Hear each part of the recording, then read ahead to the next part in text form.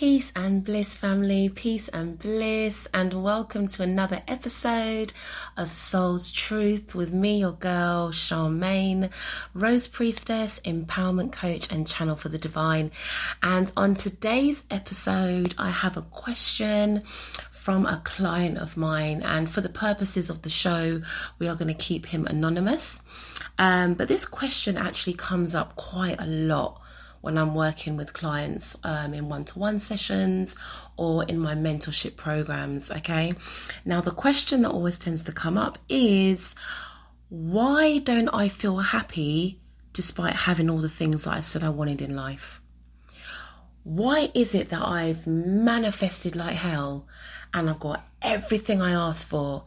I got the man, I got the woman, I got the sex, I got the car, I got the home, I got the business. I've got it all, but despite having all of these things, I still don't feel happy. I still don't feel joy. Now, just to kind of give you a very, very brief rundown on the client that I was working with, this guy is a very successful business owner. Okay, in fact, he runs 2 businesses. He has a beautiful, loving and supportive partner. He has an equally supportive ex-partner who is the mother of his children.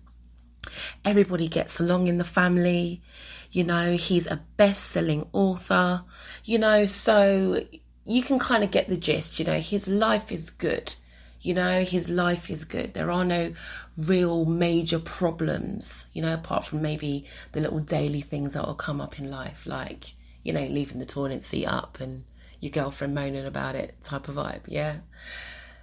But despite all of this, despite having all of this, whenever he has reached one of his milestones or achieved something massive in his life, for example, when he published his best-selling book, he was unable to just sit in the space and just fully enjoy that moment, fully feel that joy of reaching that milestone. Instead of just enjoying the moment, he was right on to the next thing. Okay, I've done that. Right, next.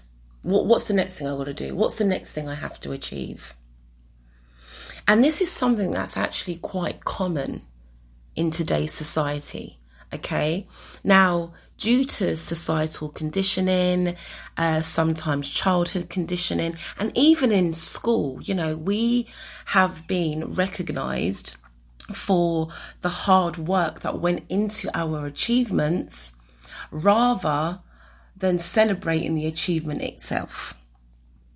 I mean, look, just for example, let's just go back to school days. Yeah, for those of you who went to school, I was one of those people who went to school. You know, you would take a few months out of your school term to study for a project. You know, you would work your arse off to get this project completed, you know, and you'd be feeling all really good about yourself. And then what was like the reward for all that hard work that you did? What, maybe a round of applause and assembly at the end of term? Or maybe a piece of paper, a certification to say well done. So in comparison to all the work that you've done, where was the actual moment to really enjoy the work that you've done, the achievement that you'd achieved? And also, you know, if you're a caregiver, when you were younger, when you were a child, if you had a caregiver, whoever that may have been, who was somebody who was an amazing provider, so they worked really, really hard, always out to work, and when they got home from work, they were busy, either busy in the kitchen or busy out in the garage or just busy doing something, always working, but yet they never had that time and space to have or spend quality time with you. Again, you would have become attached to a narrative of, I am only worthy and valued when I work hard. There's no time and space to just fully enjoy and feel fulfilled for your achievements.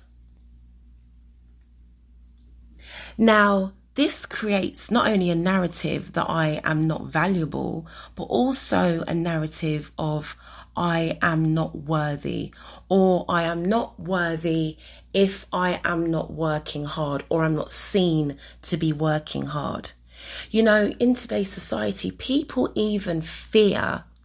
some people even fear not being liked, or they fear being seen as lazy because they are not always achieving something or doing something. And this is also rooted in our need for human connection and acceptance, because at our core, as spiritual cosmic beings having this human experience, in our humanness, we do crave human connection. So those fears will come to the surface if these narratives have come up throughout your life and have been consistent throughout your life. So no matter how much you work, and no matter how much you do, no matter how much you strive for, no matter how much you achieve, the joy just dissipates. And then the hard work has to begin again. Now, when you get to the root of this and you start to really peel back all of the layers, this is actually an addiction. Let's get real now. It's an addiction. Now, the story behind the addiction is going to be very different for each and every individual, because everybody has a different story, right? But it is an addiction. And that person that you've met, right? I'm sure that you've met a person in your life. In fact, we've all met that person in our life. We've probably even been that person in our life, right? That no matter, even when we're having a good moment, so someone will say to you, how'd your day been? You know, what's been going on? And that person would say, yeah, you know, life's really good, but you know what? This has happened. Or that, you know, this really positive event happened to me, but you know, I've got to do this now to make that better. You know, we've all met that person, right, who, you know, something good is happening for them, but they always manage to kind of flip a negative onto it, right?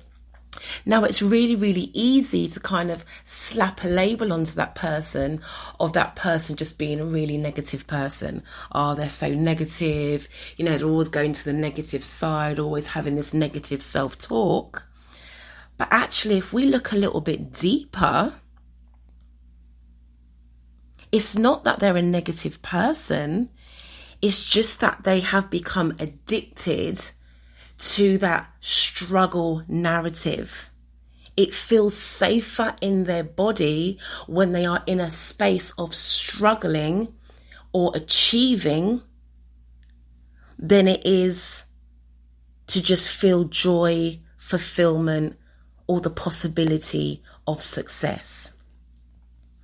And then on top of all of that, because, you know, every single one of us in our lives have experienced some type of trauma in some shape or form, or in some sort of capacity.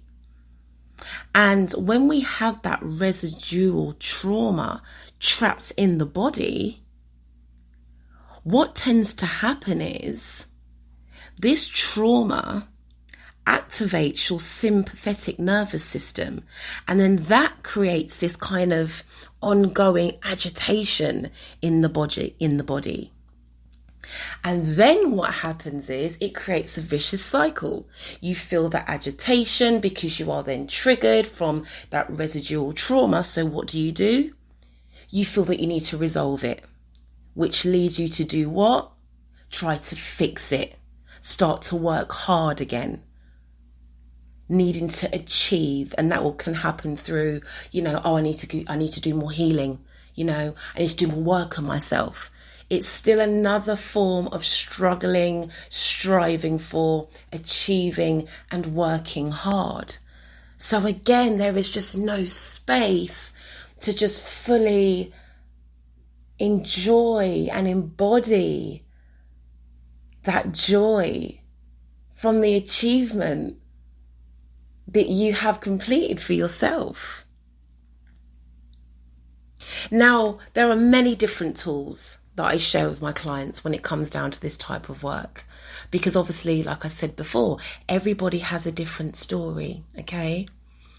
But one of my go-to tools that I do share with all of my clients, okay, and all of my mentees, it is to celebrate your small wins. This is a surefire way to get you enjoying your achievements again, rather than just running on to the next thing, chasing the next thing, never feeling fully fulfilled with exactly where you are in this present moment. Now you're probably thinking, well, God, that sounds amazing. Just go and celebrate yourself for the day. Literally, this is what I tell my clients. Okay, guys, so for your homework this week, I want you to go and celebrate yourself. Do nice things for yourself for a whole day. Now, you would think that would be really easy, right? Great, just go and celebrate myself. Do nice things for myself. But I tell you now, at least 70% of my client base struggle with doing just that simple exercise.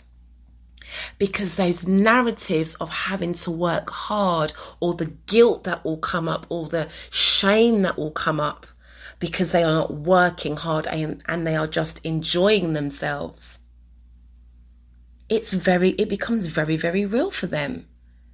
And then that resistance then builds up in the body, and then they begin to shut down. And that's when they have the realization of just how much they've been attacking themselves and deeming themselves as not worthy, because they can't even take 24 hours out of their lives to just do nice things for themselves. But this is a tool that I want to share with you all today, and for my client. Celebrate your small wins. So for example, very simple example, say you are creating a business, and in order, to create that business, you need to create a website so that people can see you, and so that you could, can become visible. All right. And so you take a day to sort of work on this website, and in that day you create this amazing piece of, say, graphic design or artwork for your website. Like, it is amazing. You are super proud of it. It's so bomb. You're just like, yes, you're feeling all good about it. In that moment, just stop. Before you run on to the next thing, just stop and really take a moment to honor the work that you've done in that moment. Honor that achievement and celebrate it.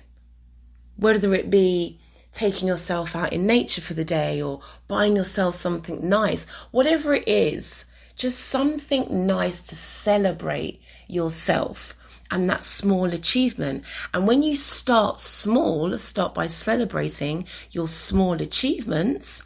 When you begin hitting your big milestones, your body will then become more receptive to enjoying and embodying that energy of joy and fulfillment.